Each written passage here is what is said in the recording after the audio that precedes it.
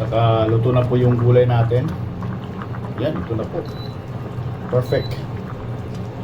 Perfect sabaw. Yan, sumin natin.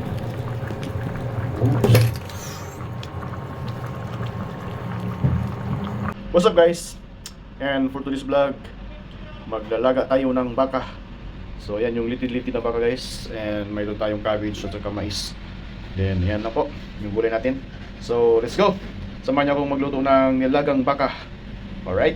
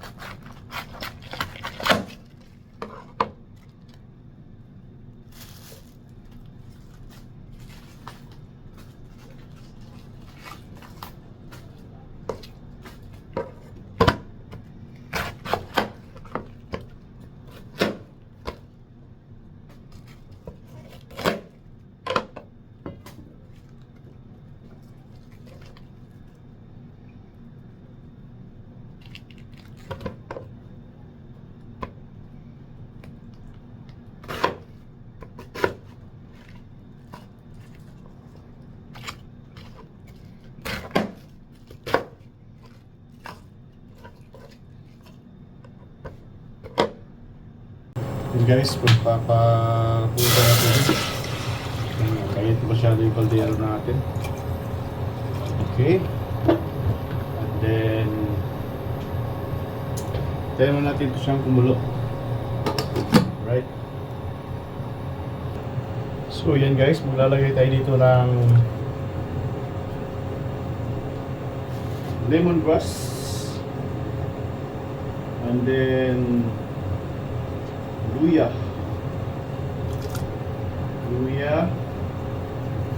kamatis, yan, right? So hintay lang kasi kumulo. Magdadagtaw tayo ng dahon ng laurel, yan, alright. Ayan, kumulo na guys. At this point, ihalo natin yung ating karne. Huwag natin mag-isa-gisa guys kasi nagle-less ako ng mantika. So direct na natin yung karne. Ayan, nahugasan naman ito ng maayos. Then ditso na yung karne natin. Dito na magpapalambot. Laga na ditso. Huwag natin i-daan sa gisa kasi yung oil, nagle-less tayo ng oil guys. Ayan. Kasi sabi nila mas masarap daw pag igisa. Ako ayaw ko na. Diretso ko na dito. Kasi marami naman tayong rekado. Ayan. Oh. Ayos na sa sabaw. So ayan guys.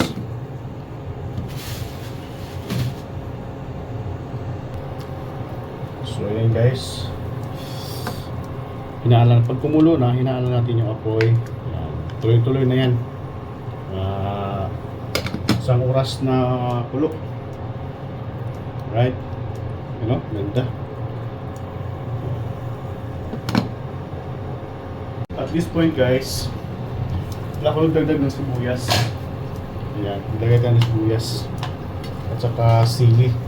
Para, yun, maraming sibuyas guys. Pagkalagang baka guys, damihan nyo ng sibuyas. Para mas masarap. Mas masarap maraming sibuyas eh. Yun, ang ulupin isa. Ayan. Alright, then yung sili natin. Cut lang natin to para yung anghang. Alright, meron na yung ayan. Hindi natin na po eh. Okay. So mga nasa 30 minutes pa yung pagpapakulo natin dito. Kulang-kulang 30 minutes. So may 30 minutes pa. Yan, dami sibuyas. Lumutay yung sibuyas. Tsaka sili. Then mamaya lalagyan natin yung ating mais. Alright. Ayan guys, maglalagay na tayo ng salt para timplado na siya. So, mamaya yung gulay isama na lang. Alright, so salt na tayo. Ayan. Grabe guys, oh. Sarap na nito, oh. Right, pagdagan pa na apoy kasi naka-open siya. Tikman natin yung sabaw niya. Timplada, timplang jijiban, nilagang baka, litid-litid ng baka. Yan, tikman natin.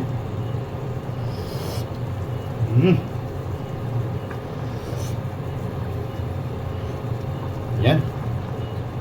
I'm sure matigas pa tong karne kasi nasa more than 30 minutes pa lang yung papakulo.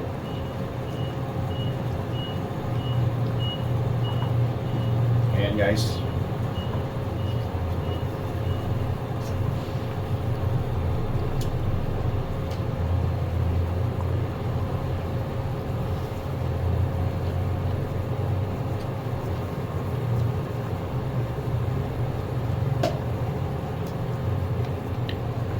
Ayan.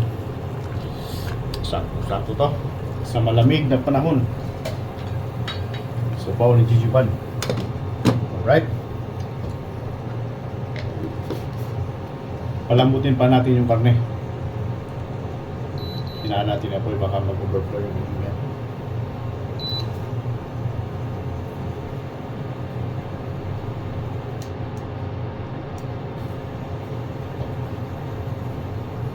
Ay, yung pulo. Oh. At this point guys, lalagay tayo ng mais. Lalagay na tayo ng mais. Yan. Para ma-overload ata yung natin ah. Yan. Yan.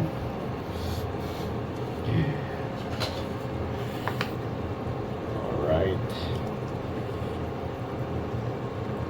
So, pag naluto na yung mais guys, goods na to. Gulay na tayo.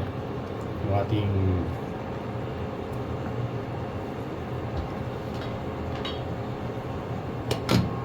ihan natin itong gulay. Yan. Alright. So, yan guys. Medyo malambot na po yung karne natin. Nakalimutan ko yung halo yung atsal natin kanina. Green pepper, atsal, ayan. So maya ihalo natin yung ating yung mais na lang. Pag maluto yung mais, pwede na. Parang maluto, makapit na maluto itong mais. Try nga natin. Kasi nasa 15 minutes na siya eh.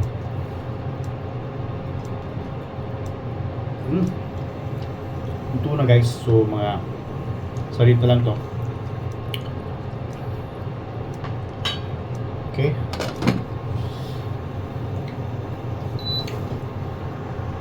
So at this point guys, yan.